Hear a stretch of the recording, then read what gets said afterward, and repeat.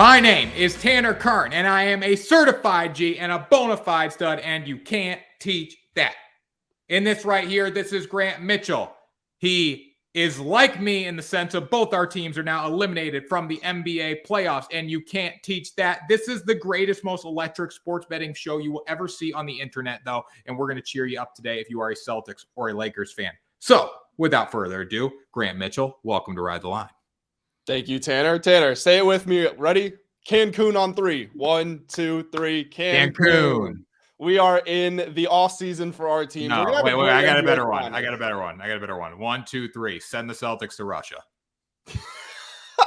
Wait, to Russia or Ukraine? Which side of the fence are we falling on? Send them to Russia. Ukraine. Just send them right in the war zone. Ukraine has a little bit of a democracy over there. Send them to Russia. Get them out of the country right now. They need a long vacation. They need to go think about what they did. So when they come back next year in a game 7, they could think, hey, we could be in Russia right now fighting in a war.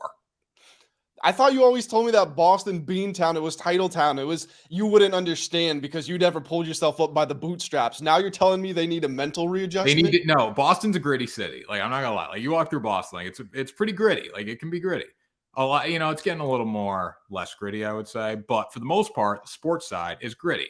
They need to be grittier. They need to figure out how to be gritty. Like Jason Tatum last night, walking in with the Kevin Garnett jacket on, and then you pull that. Like, Grant, he was hurt. The whole team. I'm just talking about the whole team mentality. You pull that, really? You need to go to Russia. This whole team needs to go to Russia. What happened, Tanner? What happened, Celtics? Jaylen Brown doesn't know how to dribble a basketball. We'll talk about this in a minute. We will talk about I don't remember what he was the whole show, Tanner. Can we stay on schedule here? Yeah, okay. Follow, subscribe, share, do it all. Like this if you want to send the Celtics to Russia as well. And let's get into it, Grant. Like, I'm ready. I'm just ready to dive into it. You plug what you want to plug, and let's get into it. No, listen, Tanner, you take the road. I'll intro it, and I'll just tee you up, and you run with it. Miami Heat beat the Boston Celtics 103-84 in Game 7. We know the Heat were up 3-0 in this series. No team in NBA history had ever lost a series after taking a 3-0 lead.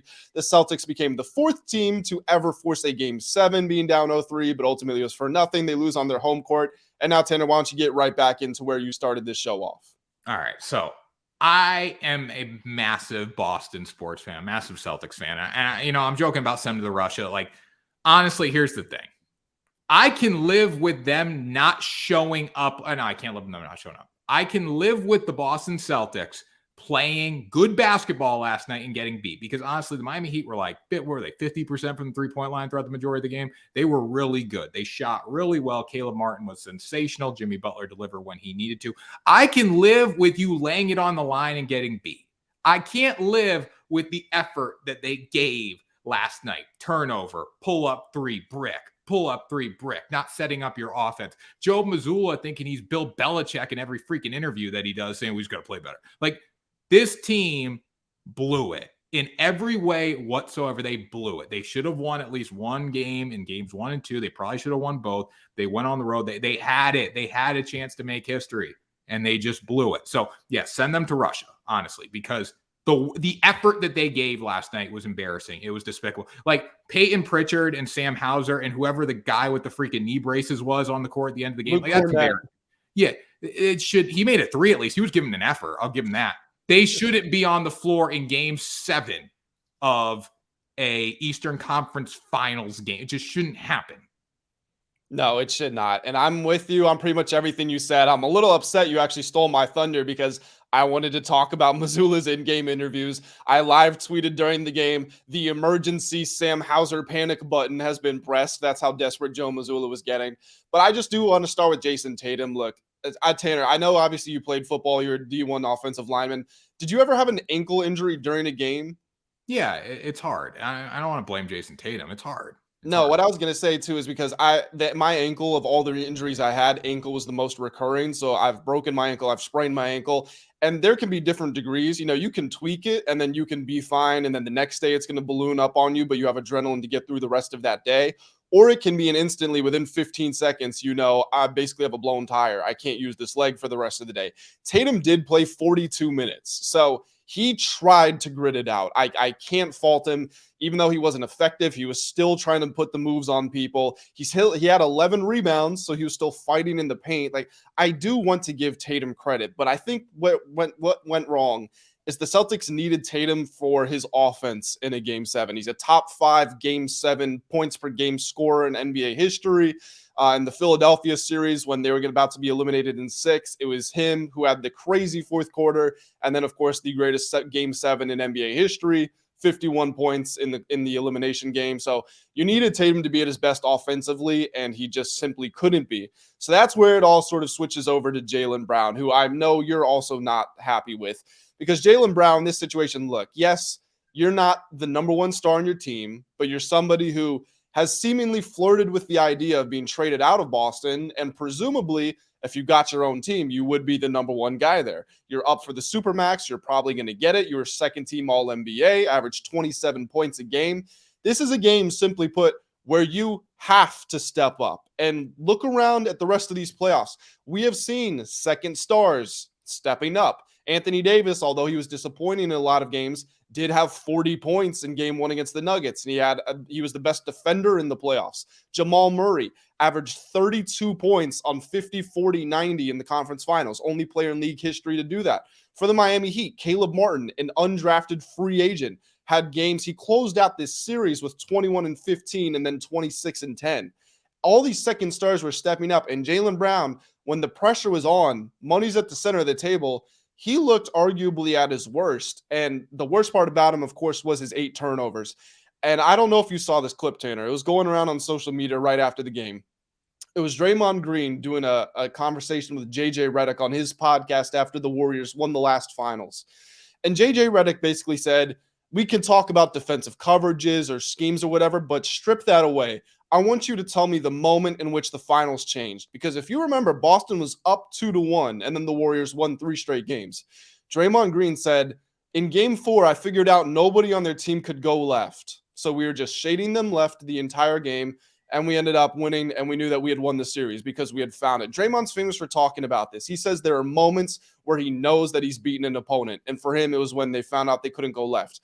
All 8 of Jaylen Brown's turnovers were him going left last night. He has the same problem. He simply can't use his left hand. And for a guy who's second team All-NBA, it's just not good enough. Let's go back to Jason Tatum real quick before we get into Jaylen Brown, because I can rip both these guys. I know Jason Tatum had the ankle problem last night, but I'm paying Jason Tatum to score in the fourth quarter, and I'm paying Jason Tatum to close out games. And throughout the entire series, he was not good from the three-point line. Yes, he had his moments, but overall, Jason Tatum in the postseason was Mr. Inconsistent, and that's not what Jason Tatum's getting paid to do. He was more inconsistent than he was consistent, and that's the biggest issue right there. So we can talk about him being a hero last night and playing on one leg. I don't care. It shouldn't even got to that point. We shouldn't have been in the Game 7. He shouldn't have rolled his ankle. Then we go to Jaylen Brown. Jaylen Brown does not know how to dribble a basketball. Like, you talk about going to his left. I don't remember when Jaylen Brown was good, because there was no point in the playoffs where he was an authority scoring the basketball. All he did was turn the ball over. All he did was pull up and take brick three-pointers. Like, there's times too throughout this entire season and throughout the playoffs, really, that the Celtics have guys, you know what they're going to do. They are literally going to just hang at the three-point line, dribble the basketball, wait for the clock to go down, and shoot a three-pointer. They did it so many times last night, and I get it when you're hot. Jason Tatum can afford to do that when he's hot. Jaylen Brown, the same thing. But neither of them were making those shots, and they had no sort of offense. They had no offensive consistency. They had no game plan going up and down the court. So, yeah, Jaylen Brown sucks. Jason Tatum, honestly, he needed to be better throughout the entire series, so I give him credit for playing last night, but we shouldn't even been in this spot. Yeah, I think that's a fair criticism. And it's so hard with Tatum because he is clutch. We had this conversation. He might not be the clutchest player in league history, but he is clutch. He does have that dog in him, even if he lets it out the kennel sometimes. And his box scores are normally pretty consistent. But it's what we always come back to. It's the quarter-to-quarter stuff. He might just disappear so often. Was it 3 games or 4 games it took him to finally get a field goal in the fourth quarter in this series? He was still averaging 30, but he just simply was not making baskets in the fourth quarter. And like you said, look, we can say the Heat outplayed Boston because they did. They were the rightful winners of this series. But as the number 1-2 seed, who was the number 1 seed for a while, most people said it was the best team in basketball. Vegas said they were the championship favorites. You just can't go down 3-0 when you have home court advantage. And then also, Game 7, Tanner, I don't know what Game 7s are about to you, but to me, they're about 3 things. They're about stars, coaching, and culture. I think that's what Game 7 boils down to. So let's break all of those down. The Game 7 stars. Jason Tatum injured within 30 seconds. You can say that he needed to be better early in the series. Let's only talk about Game 7. I simply refuse to judge him. I know what it's like. Maybe I'm speaking a little personally because, like I said, my ankle has plagued me in the past, so I'm hypersensitive to it. But I feel like you could see it on Tatum's face. He was actually scared to jump. He just didn't. He couldn't use that foot. So let's look at the other side. Bam Adebayo. He was actually pretty horrendous on offense too. So at least those canceled out each other. Now, Bam was sensational on defense. It was out of this world performance, but at least he wasn't scoring the ball. So now it comes down to Jaylen Brown going mano a mano with Jimmy Butler. Well, that matchup wasn't even close. Jaylen had 19 points. 2 of them were on a garbage dunk when he should have been out of the game. Jimmy Butler had 28, 7, 6, and he also had 3 steals. Okay, what about the culture? Heat culture is literally named heat culture. Everybody knows what it means. You're hard-nosed, you're gritty, you're resilient. When your back's against the wall, you fight back. Boston does that in spots, but their actual culture is being inconsistent. You have no clue what's coming game to game with them. What about the coaching battle? Joe Mazzulla, probably the worst coach in the playoffs, versus Eric Spoelstra, probably the best coach in the playoffs. Going into this game, I was on the Heat money line. I was on it heavy. I picked the Heat to win the series, as you and the listeners of this show know. And I didn't think that was going to change in Game 7. The only thing that made me nervous was a Jason Tatum 40 or 50-point night. And because we didn't get that, in my mind, it was really no surprise the Celtics lost. Yeah, the Celtics, again, they could have played their best possible basketball game, and they probably still lose last night with how well the Miami Heat played. So I don't want to take anything away from the Heat. And throughout the entire series, the Heat made shots when they needed to. Caleb Martin was sensational, right? Jimmy Butler stepped up at times. He was making his threes last night. But the biggest issue is just the effort that the Celtics put forward last night. They had no offensive rhythm. They did not play well on defense. They were not coached well. Jaylen Brown turned the ball over. Derek White, they were running, like, I love Derek White and he was hot in the series, but they were running their offense through Derek White. Like, that should not be the case. It was Derek White versus Caleb Martin one-on-one in the third quarter. Yeah, it just shouldn't be the case. Like, Derek White should not be the guy we run our offense through. And I love Derek White, and he is the hero of this series, and we're not in a Game 7 without him. But it was the effort that the entire team put forward. And then Grant Williams, I mean, he needs to go. Like, we got to get rid of Grant Williams. They got to clean house. You got to send Jaylen Brown out. Like, I'm good sending Jaylen Brown away. It's not just because of this. Like, this team's not going to win together. Like, they're not going to put it all together. They need a fresh start. And I think you need to get rid of Jaylen Brown after just what he has done historically in crunch time. One question that I do want to ask you, Tanner. Do you think, I heard Shaq always has this take. He says coaching really doesn't matter in the NBA. And Charles Barkley always disagrees with him. Kenny Smith, I think, interjected with a smart point, which was coaching might not matter to stars, but it matters to the other guys. Because Shaq's whole point is that a coach, you shouldn't need to be motivated as a great player, and that's what coaches do. And then Charles always said, well, you know, you're motivated, but what's the system you're going to run, all that. Kenny, like I said, talks about how does a coach motivate the other guys? How does he instruct the other guys? I want to know, in your opinion, because let's just think about what this game was. The Miami Heat were up 3-0. Boston is the better team. They're the more talented team. When they were down 3-0, Vegas said they still had a 33% chance of winning the series. They win 3 straight. They go home. They have home court advantage again. And think about the manner in which they won Game 6. Jimmy Butler goes to the line, makes those 3 free throws. Feels like a weight has been lifted off his shoulders because he was so terrible shooting the ball. The NBA Finals is within reach. And then it's a heartbreaker, shot in the heart. Derek White makes a buzzer beater off a missed shot because you didn't box out. Everything, literally everything, was pointing to a Celtics win in Game 7, and they get blown out. To you, is that a coaching change that's needed? Is it a star player change that's needed? How do you reshape the culture that is currently existing in Boston? I don't think you can fire Joe Mazzulla after what he did, because considering where he took this team from, and he wasn't expected to be a head coach, and taking them all the way to the Eastern Conference Finals. I do think he did what, like, I don't think you can fire him. I wouldn't sign him to like a 10-year deal by any means, and not that coaches get that, but I wouldn't sign him to too much of a long-term deal with a massive buyout if he did get fired. When I look at last night's game, I think the Heat played exceptional. They were really good. And again, if the Celtics would have played their best basketball, they still might not win that game. But there was no coaching changes made. It was like, okay, here's what they're doing. How can we not leave Caleb Martin open? How can we find ways to neutralize him? And then on offenses where it was really glaring, it was the fact that there was no strategy. It was like schoolyard basketball. Pull up, whoever has the ball, take the shot. And that's just not going to win last night. And I think that comes down to coaching. I do think there's a dynamic between the players, and maybe I'm just being hard on Jaylen Brown because of what I saw last night. I think coaching is definitely important for strategy with a young team, and these guys are still not, like Jason Tatum, as good as he is, he's still not good enough to be consistent every night of the week. And when he is inconsistent, he's not good enough to say, hey, I'm going to bounce back the next night. Like we knew with Jimmy Butler, he was going to be much better in game 7 than game 6. I think that comes with time as a veteran player, and I think Jason Tatum's going to get there. But right now, this team does need coaching. So I don't know how they handle it. I think Mazzulla, you can't get rid of him just because of what he did, though. So there's one motivating, maybe depending on how you look at it, piece of historical evidence. This was Jason Tatum's age 24 season. He's 25 now, but he started the year at 24. This was Jaylen Brown's age 26 season. Go back and look at the Chicago Bulls, Michael Jordan and Scottie Pippen. They lose in the conference finals in their age 26 and 24 seasons. They win the NBA finals the next year. Maybe there's a bit of a historical precedent, but I'm going to be honest, I'm not fully buying into that. I think this team, they've made the conference finals 4 times in the last 6 years, which 6 years is when Tatum was drafted 6 years ago. So you can say, look how far they're making it, look how consistent they've been. And I don't want to take that away from them because that is an achievement. I don't like how this goes back to a problem that I have with the Jordan GOAT debate. You know, I've got no problem with Jordan being the GOAT, but the argument of being 6-0 in the finals, and I always wonder, okay, why are we overlooking when he lost in the first round? Why are we overlooking when he lost in the second round? Then when he went game 7s in the conference finals, all that stuff matters. And to even make it to the finals is an achievement in and of itself. Now, the Celtics haven't been making it to the finals, but they've been making it to the conference finals, which shows you that they are a highly functioning team.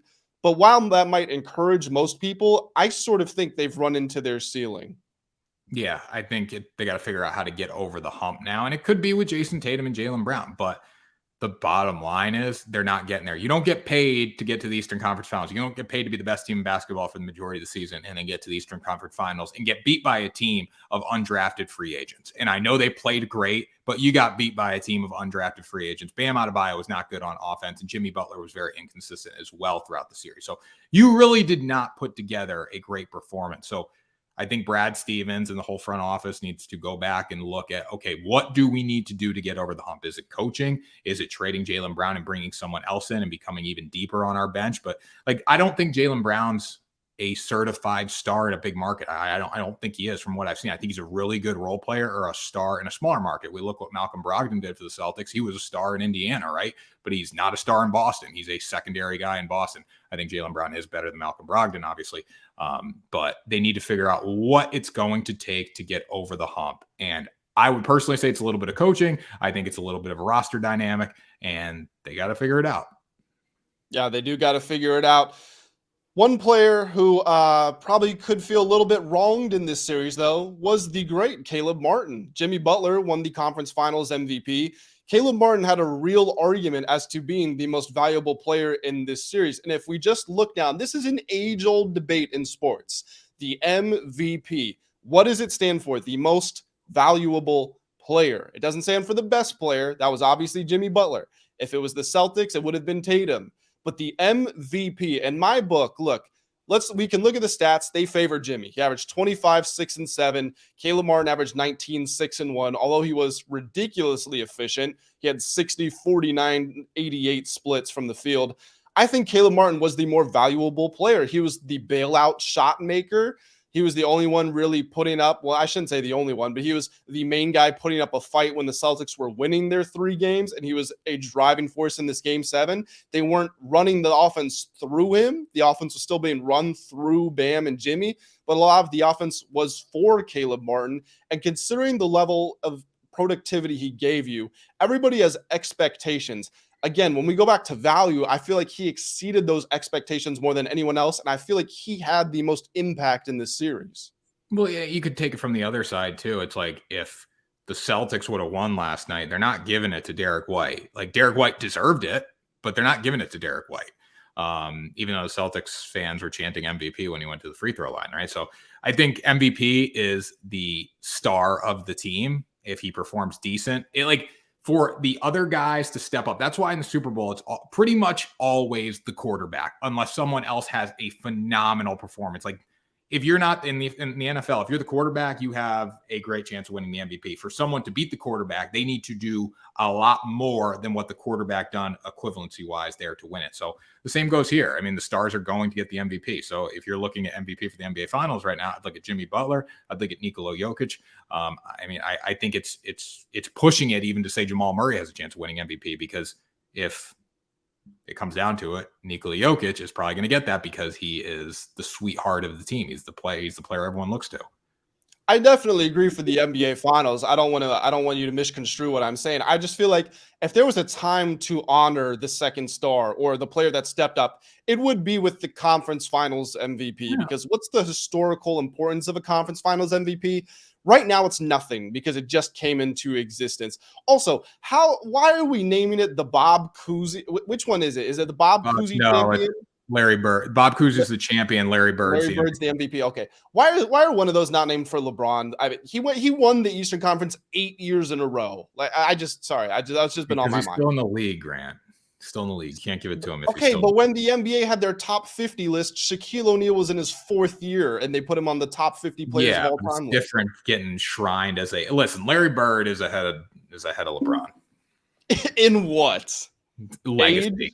Boston. Yeah, age. Yeah, age, but legacy. I'll take.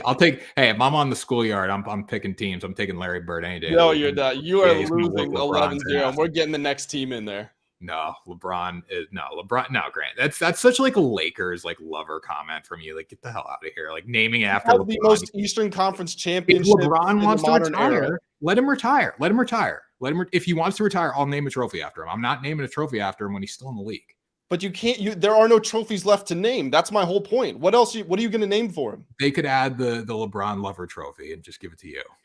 Yeah. Okay. Cool. Yeah. I'll put it up right here behind me in the background. Yeah. When they send that over to me, hit me up, Adam Silver. I'll email you my address. What were we talking about? The Conference Finals MVP. If there was a time to honor the second star, it's with this award. Jamal Murray, you were just talking about. You don't have a lot of faith in him winning the Finals MVP. I personally don't either, and I understand Jokic averaged a 30-point triple-double, which is out of this world. It makes it a much tougher argument. But Murray did do something nobody has ever done before, which is average more than 30 points on 50, 40, 90 in the conference finals. And this Caleb Martin thing, Jimmy Butler doesn't have the same star power as Jokic, and he wasn't as good as Jokic was in his series. Caleb Martin, again, I feel like he was right there with Jimmy, so I just kind of feel like it was a blown opportunity. The vote was close. It was 5-4. So one vote would have swung it the other way. Not that Jimmy's a bad player by any stretch of the imagination. Just would have been cool to see one for the underdogs. If you don't have Caleb Martin on the floor for the Miami Heat, they probably don't win this series. Like, he broke the Celtics more than anyone else. Absolutely, because it's those late shots and it's the shots from guys you don't expect that they're the most crushing ones. Also Duncan Robinson too. You got to shout out to him. Like, he's pretty cold for a white boy. Well, he almost blew it because he had those 2 wide open threes in game 6. You also could argue that the Heat wouldn't have even been in that situation if he didn't make the shots before that. Oh, yeah, absolutely. And keep in mind, he was out of the rotation for most of the series. He only came back in because Tyler Hero was injured. So that's the definition of being ready. Any production that you get from Duncan Robinson is a good night. It's like if Peyton Pritchard comes in the game and doesn't turn the basketball over. Okay, but we know that's never going to happen, though. No, except in the fourth quarter of a game 7 because you're getting your ass kicked. Let's go ahead and talk about the Miami Heat because they have moved on to the NBA Finals by beating the Celtics. They are taking on the Denver Nuggets in the NBA Finals. According to the betting odds, these are from DraftKings. The Denver Nuggets are a minus 400 favorite. The Miami Heat are a plus 310 underdog. Do you remember the opening line for this series? Was it Celtics minus 6 something? Celtics for the East? What do you mean? Yeah. For the Eastern Conference Finals, it was Celtics minus. Yeah, I think it was closer to minus 800, honestly. Okay, so they're expecting a closer series in the NBA Finals than they were in the conference finals then. Yeah, I just think you have to make it a little closer because the Heat did knock off the Bucks and the Celtics en route to getting here. So, I mean, if they listed the Nuggets at minus 800 and the Heat at like plus 700, it's like everyone's going to be on the Heat. Like plus 600 or 700 is definitely worth taking, in my opinion. At plus 310, I'd almost rather bet the Heat on the money line for a regular game. Yeah, I definitely agree with you. If you are on the Heat, that's going to be the way to go, is betting the individual games for the most part. But I was on the Heat in this series. I bet the series to go over 5.5 games. I bet them to win the series outright, and I bet them on a bunch of individual games. Worked out pretty well for me. But Tanner, my faith has run out. I think the Nuggets are a superior team. And again, I love Jimmy Butler. I love the Miami Heat. I love the underdog story. I love Spoelstra. I'm not one of these people who's upset by the matchup. I don't care about the storylines and the narratives. These are the two teams playing the best basketball in the world right now. One is amazing on offense. One's unstoppable on defense. It's going to be fun to watch, but I think the Nuggets are just too powerful. I think the strengths the Heat have, I think the Nuggets can match them. I think the Nuggets have matchup advantages. I honestly could see this being a sweep. I've got the Nuggets in 5. And this is coming from someone who's been low on the Nuggets all year. So I just have a lot of faith in what they're doing right now. And I'm looking at this game to go under 5.5 games. I'm betting Nuggets minus 1.5 in the series props. Everything is coming up Nuggets for me. Yeah, Nuggets minus 1.5 is probably my most appealing bet for the series. When you look at the Heat, their whole run. Yes, they beat the Bucks, and yes, they beat the Celtics, but they beat the Bucks when Milwaukee had no momentum and Giannis was hurt in a few games, and that really did derail them early. And then the Celtics just didn't show up. And yes, Miami beat them. They had guys step up like Caleb Martin and like Duncan Robinson, but at the same time, too, Boston did not play great basketball throughout the entire series, and they had multiple chances to put Miami away. And I think the interior matchup for the Heat is going to be too much with Jokic. The Nuggets are too big of a team, and they're too dangerous on the perimeter as well. So this is just not a good matchup for Miami in any way whatsoever. No, and Bam, again, he was sensational on defense in the series and especially in that game 7. But I noticed a problem throughout some of those games, which I think is going to come back to really bite them against the Nuggets. Jokic is averaging 13 rebounds a game in these playoffs, and he's too big. You can't move him out of the way when you're fighting for rebounds. And Bam is athletic and strong, but he's just a little too light. So he's going to have to be in the perfect position to even contend with Jokic in the first place. But what I'm getting at is, a lot of the Heat's defense, as good as they are, a lot of that relies on Bam's ability to switch and take perimeter guys. And whenever they did that and they had mismatches, we're talking on Tatum and Rob Williams and Horford, the Celtics were able to grab a ton of offensive rebounds because the Heat were just too little, too light. If that's going to happen with Jokic, I mean, think of it. If you have Max Strus switched on to Nikola Jokic in the post, who do you think is getting the missed 3 rebound? Or who do you think is winning that battle if they dump it into Jokic and he puts his butt on his back and just goes right over him? It's not gonna turn out well for the Heat. And so they've got to keep Bam attached to Jokic pretty much the entire night. And if they do that, obviously, I mean, it's your best defender on their best offensive player, but you're also losing a guy who's so pivotal to you in terms of your perimeter defense and your switch ability. I just don't like a lot of what the matchups dictate for this series. Yeah, and also, too, if the Heat don't get their production out of their bench and out of like a Caleb Martin, they're probably not even in the series in any way whatsoever. And you got to think like these guys are going to regress back to the mean at some point. They have to. Yeah, absolutely. And I totally agree with that. And Denver has some of the best role players in the league, even the starters who not necessarily role players by nature or by name, but the other guys, not your stars, like Kentavious Caldwell-Pope, Aaron Gordon, Michael Porter Jr. Those are really, really solid starting 5 guys. And you need Gabe Vincent and Caleb Martin and Duncan Robinson to keep being the best they've ever been in their entire lives, just for you to have a chance, not to win the series, but just for you to have a chance. And I you know what? I am betting against them. I would love to see them prove me wrong because they've been doing it all playoffs long. I just think it's going to run out at some point. No, I want the Nuggets to just obliterate the Miami Heat. I don't care about the underdog narrative. I'd rather see Jokic get his first than see Miami get the job done. I don't care about this underdog narrative at all. I want Jokic to win. It's going to be awesome to see either Jokic or Butler get their first Yeah. rings, whoever it is. Yeah. I mean, it'll be, that's the only reason I think you watch this series, in my opinion, outside of betting on it, because Denver versus Miami, it doesn't have the same appeal as like a Boston being in it. Like, I wish we would have got LA Boston, because that would have been massive, but we can't get what we want, Grant. Postseason trends just for the individual games. Denver is 9-6 against the spread. Miami is 13-6. They've been underdogs in a large amount of their games, and they are also going to be underdogs here. The Nuggets have not lost on their home court in the playoffs yet.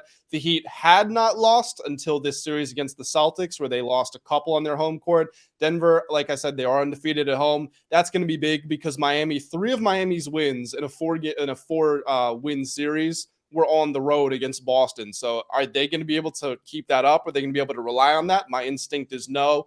Puts a lot of pressure on them to win on their home court. Another reason that I'm liking Denver. And yeah, that's kind of where I'm at with that as far as the individual games go.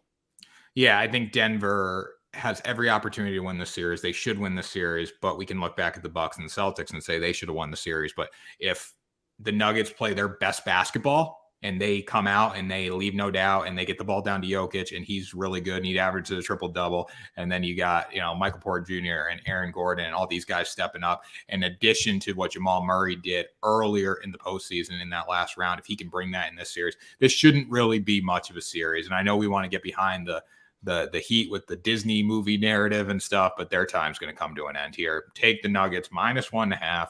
Take them. The under 5.5 is a little riskier for me, at least. But I like the -1.5. Yep, I'm with you. All right, Tanner, let's get the official predictions right now. I'm gonna go. I said it's gonna be 4 or 5. I'm gonna go Nuggets in 5. I'll respect Jimmy and I'll give him 1. I'm going to say Nuggets in 6, just because if the Heat can keep this pace up, which winning in 6 games is still it's a good dominant series win. So that's no disrespect to the Nuggets, but I think the Heat are going to steal 1 potentially on the road, and then get 1 at home, and then the Nuggets do the rest of the job. There you go. I've got Nuggets in 5. Tanner has Nuggets in 6. Game 1 revisit that. With those two, Game 1 spread. What are you taking? Game 1 spread. It's at 8.5, right? Yep. I'm going to go with Denver. Okay. Why? I don't know. I mean, most people are like this, but I always have some trepidation betting large favorite spreads. But the Nuggets have 4 or 5 days extra rest. Like I said, they haven't lost at home yet. Another thing about the Nuggets, they were the number 1 offense in the league against the zone. We saw Miami go to the zone defense against Boston, and that took them out of their rhythm. They try that, they're going to get absolutely torched. I'm going to go in the Nuggets with a double-digit win in Game 1.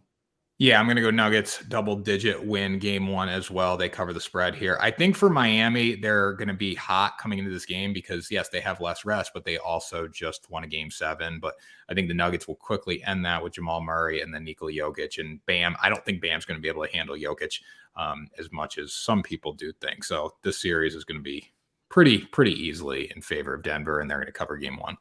Yep. And Denver, they have Jamal Murray as well, one of the most explosive players in the league. Nobody on Miami is that explosive. No. That do it for the Nuggets and the whole NBA talk. We cover everything. Yeah. Shout out to the Nuggets because they're going to win the NBA Finals this year. You heard it. Hey, you heard it here first.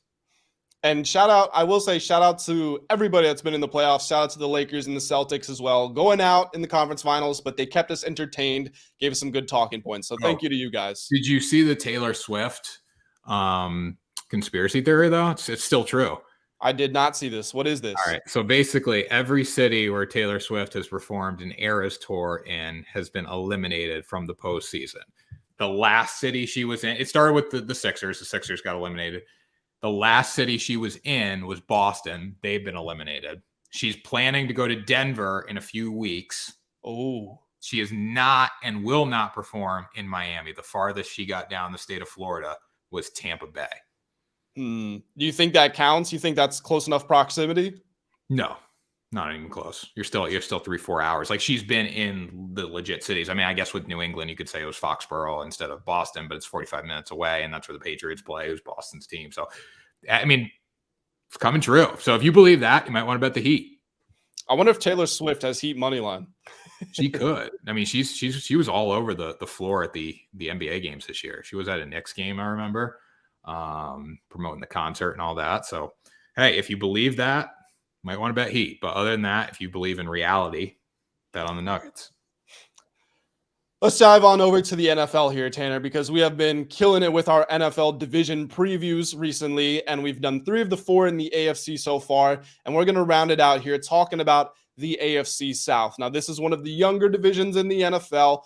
All of the teams have their quarterbacks for the future. The Jaguars, Trevor Lawrence, established guy, going into his 3rd year. Maybe it's really his 2nd year because his rookie year kind of didn't count with Urban Meyer and everything that was going on. For the Colts, you drafted Anthony Richardson. Reports are he's ahead of schedule in his development. Maybe he starts on day 1. For the Texans, C.J. Stroud, he is going to be the day 1 starter. He was taken 2nd overall for a reason.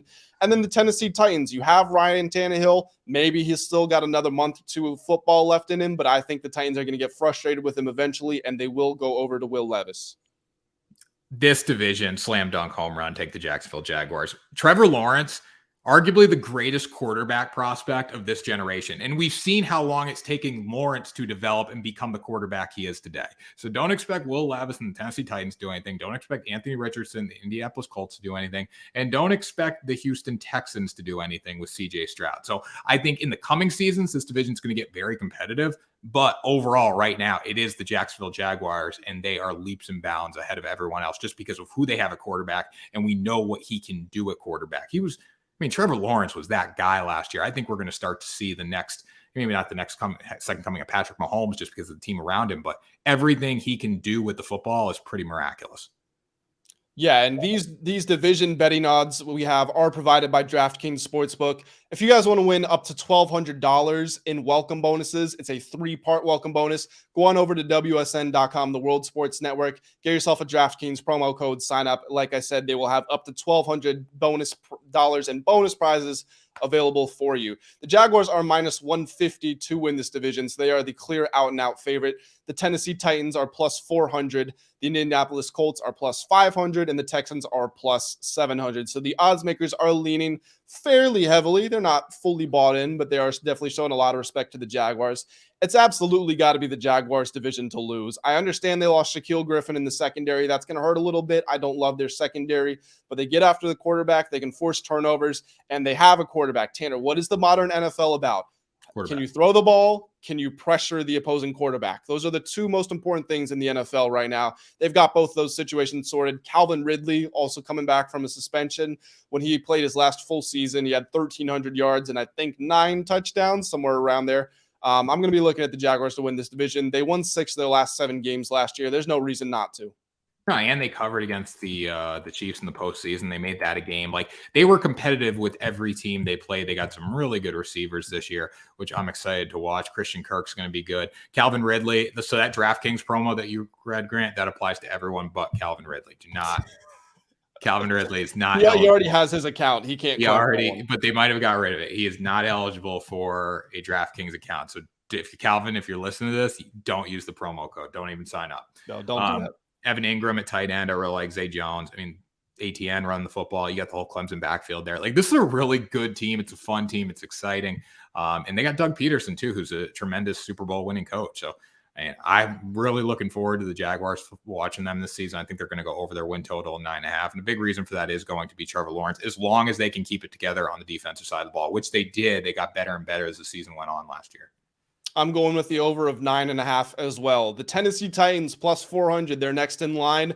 I personally don't think they're going to finish second in the division. I will talk more about that later. But they've got Mike Vrabel. Any Mike Vrabel team, I feel like, has a decently high floor. I just have a lot of respect for him as a coach. But their ceiling is just kind of incredibly low. Even if Levis does get in there early, because Tannehill's not the guy. He's proven that. If Levis gets in there early, I don't think he's going to come in and be a day one wonder. I almost said a one-hit wonder. I don't think he's going to be a day one wonder.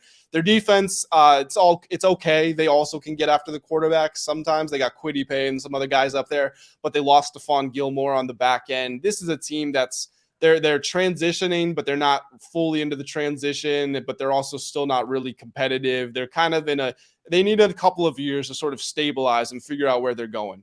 Yeah, I mean, how many quarterbacks can come into the league day one as a rookie and be exceptional? Like, name one.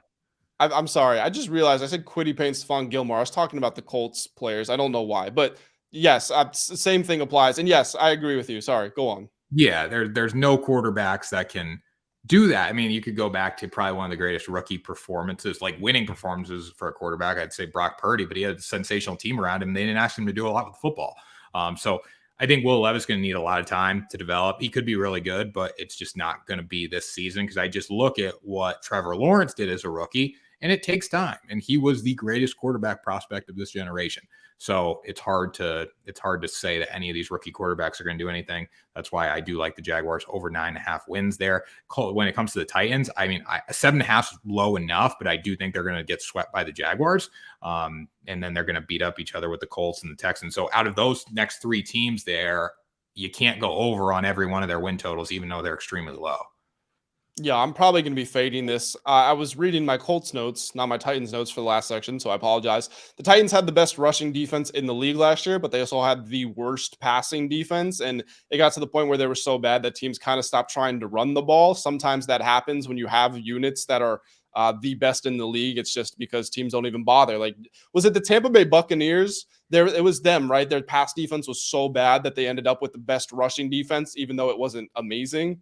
We've seen this happen before. It's a team, like I said, they need a few years to figure out where they're going. 7.5, that is a very low total. I mean, this is a low win total period for the division. 9.5, 7.5, 6.5, 6.5.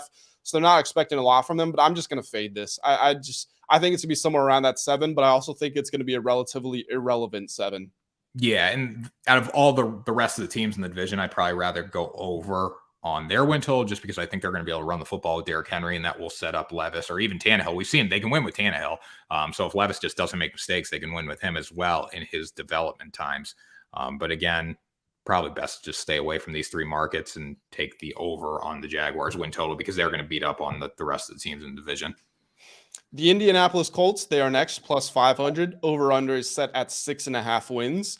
Big question there. How soon does Anthony Richardson get on the field? Tanner, we are Anthony Richardson fans. We admire the upside that he's coming into the league with. He's a little unpolished as a passer. How much progress is he going to be able to make? Who really knows? I like the weapons that they have out there. I think they got some good guys. The offensive line isn't the best in the league like it once was, but it's still solid. They've got decent defensive pieces. I think I'm going to go over this wins total of 6.5. I think this is a 7 or 8 win year for this team. I don't think they're making the playoffs. I don't think they're contending for the title, but I do think that they have a nice base of a team. And I think in 2-3 years down the road, as you were saying when we started this segment, they could be one of those teams that is really making it a very competitive division.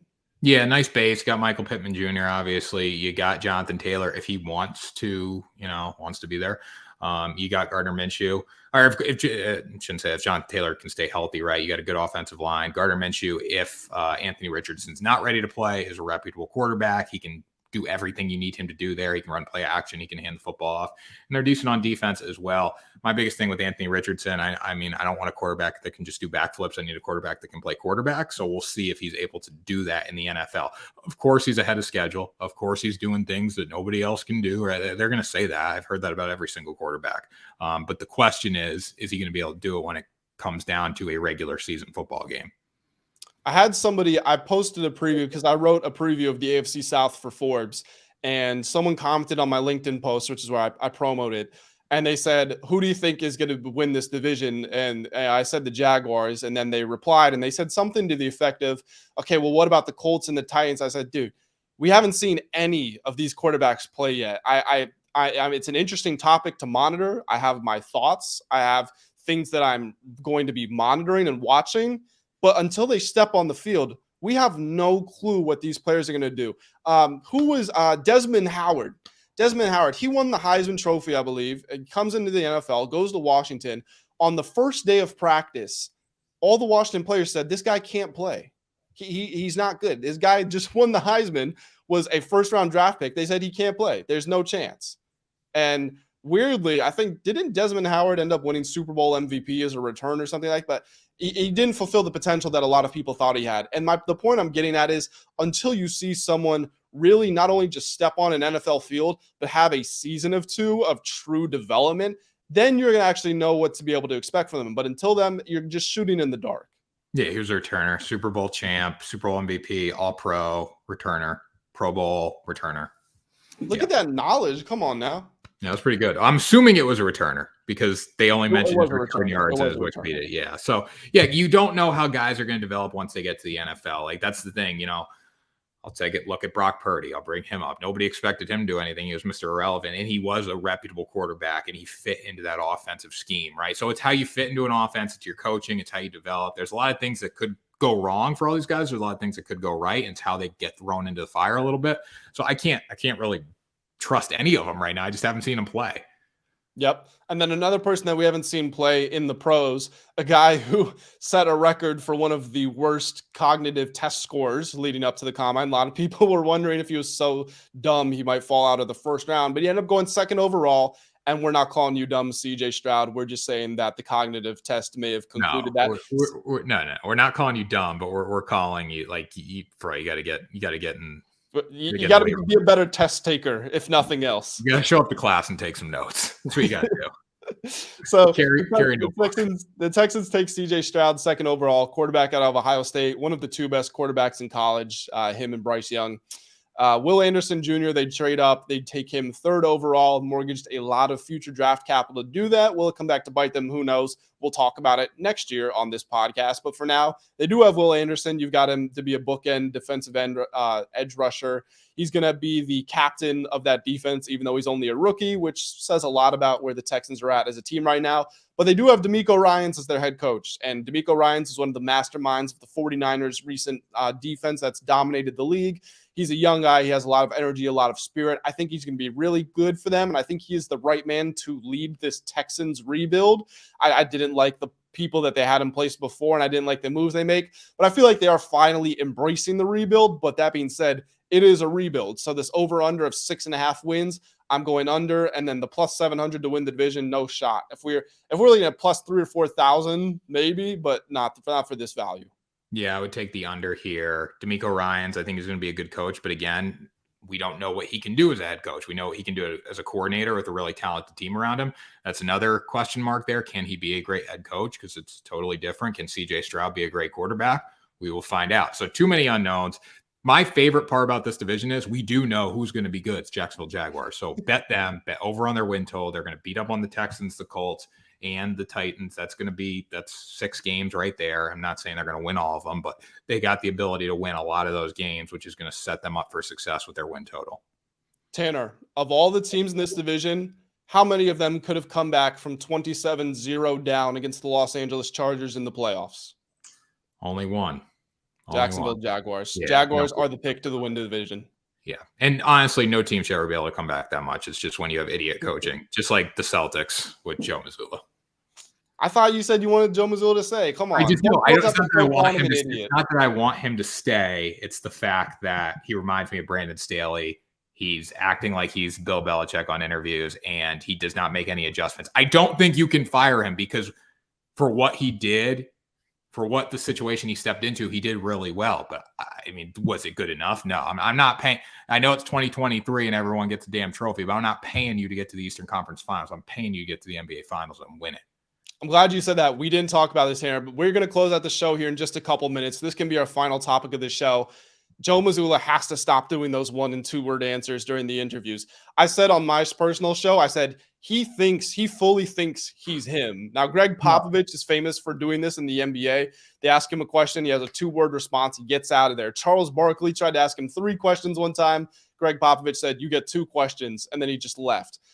Mazzulla is Greg Popovich. He's one of the best coaches in basketball history. He's one of the best coaches in sports history. You're Joe Mazzulla. You're a 34-year-old rookie coach who's been thoroughly outcoached by every coach that you've come across in the playoffs. You can't be so dismissive and I'm above all of you to the reporters. You need their questions need answering. We need to know what you're thinking and why you're making these decisions. So I'm going to take it from another approach. I don't think he's as much of an asshole as he's showing. I think he doesn't know how to answer questions. Like he went from a D2 school, right? I agree, Tanner. I agree. A D2 school to the Celtics. And then he got thrown into a head coaching role he shouldn't have been thrown into. And I just don't think, one, I think he just doesn't know how to answer questions. Two, I think he might have anxiety when he's on the mic because he looks psycho, like legitimately like he has no brain when he's talking. And then I don't know if you saw this clip, and this is sad, but like he talked about the girls. He's like, when you see a girl dying of cancer and being happy about, like a 13-year-old girl, whatever it was, like dying of cancer and being like happy, like you realize it puts in a different perspective. Like just the way he framed that answer, I don't think it was the best framing of it. No, I mean, maybe he does have some anxiety and stuff like that. Sure. I mean, I'm not going to discredit that because everybody has their different struggles that they deal with. But I think personally, my takeaway or my interpretation of it is I think he's trying to come across as a hard ass to sort of compensate for the lack of experience that he has. And keep in mind, he's younger than some of the players on his team. He's younger than Al Horford, who's a starter. I think he's trying to impose this persona of like, I'm so tough skinned and nothing's going to get to me. I think he's trying to sort of have that false confidence rub off on his teammates. But to me, it comes across as unauthentic. Get rid of Al Horford too, by the way. Ship him out. He needs to go. He's too old. He's an elite shooter, Tanner. No, he's not an elite shooter. He has the ugliest shot I've ever seen. Him and Malcolm Brogdon need to go to shooting school because they can't do anything. Okay, Brogdon tore something in his forearm. He's off the hook. Just in general, though, his shot form looks so ugly. But okay, going back to Mazzulla. Joe Mazzulla, I think it's a combination of possibly anxiety, being he seems like he's trying to be a hard ass up there, but I also don't think his brain can. I think he's just so over his head. Like last night, I saw an interview for NBC Sports Boston that he did, and they said, like, the reporter was like, well, just what went wrong? Like, to put it frank, what went wrong? He's like, they played better than we did. Yeah. Like, give me more. Like, say, hey, the Heat they played, credit to the Heat because they were better than we were this entire series. We didn't do what it took to win, and they deserve it. All credit to them. With that being said, we didn't do this well. We didn't do that well. And that's on me as the head coach. I need to be better. And blah, blah, blah. Like, just give something. Yep, I agree. It was disappointing from him, but rookie season, he gets to come back next year, and he has a really good team. We'll see what happens. If he comes back. I think if he comes back. If I'm structuring his contract, I wouldn't give a big buyout. I wouldn't make the buyout super big, or if it's like you give him a 3-year deal and then you fire him, you got to pay him a lot of money. I'd make it very small. Yep. We'll see if Joe Mazzulla does end up coming back, but we do hope that all of you guys come back to the channel. Make sure you are subscribed, stay locked in, stay riding. Tanner, I haven't asked this in a long time. Tanner, you riding today? I'm riding today. The whole show's riding. The whole crowd's riding. Joe Mazzulla's not riding. The Celtics are riding to Russia, and we will see you next time for another episode of Ride the Line.